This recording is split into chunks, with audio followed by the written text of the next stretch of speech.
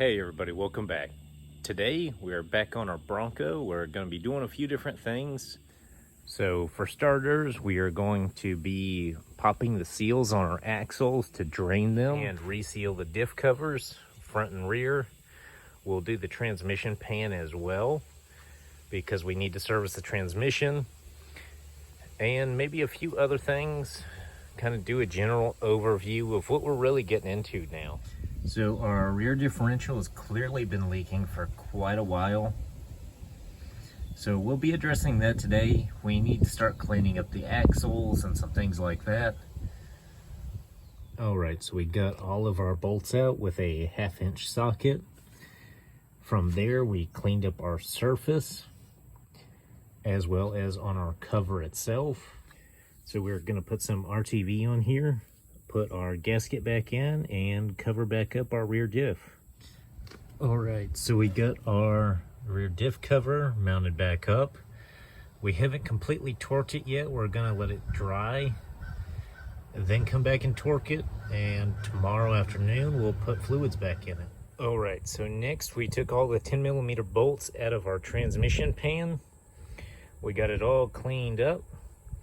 Now we're getting ready to put some red RTV, our transmission pan gasket, on here and put it back up. Alright, so we got our red RTV on, we put our gasket on, we got our bolts all cleaned up so we can put this thing back up. We popped our new filter in, you know, just as simple as popping the other one out, popping the new one in, and we're ready for this pan again. Alright, from there we used our hole saw on the drill to cut our holes for our cup holders. So we got all our cup holders punched out. So we're still waiting on one more cup holder for back there, obviously, but you can kind of get the general idea of how this is going to be. So you can pretty well imagine it set up in the Bronco like this. From there we took a router and did a 1/2 inch round on all of our trim board over here, top and the bottom. That way we can wrap it with our vinyl to match the seats. Also, we cut out our Plexi Glass to sandwich it between the two boards. So it's just kind of roughed in. We'll have to finish trimming it out nice, and we'll probably end up tucking it below the materials. That way it just kind of lights up the crease and you don't actually see the edge. So for our Plexi Glass, this is 1/8 inch Plexi, I believe 2x3 panel. So we just laid our one side trim piece down, marked it out with a Sharpie, and then we'll take an aerosol and cut it out. Alright, so we cut out our plexiglass. We sandwiched it in here. Granted, I still have to do a little finishing on it.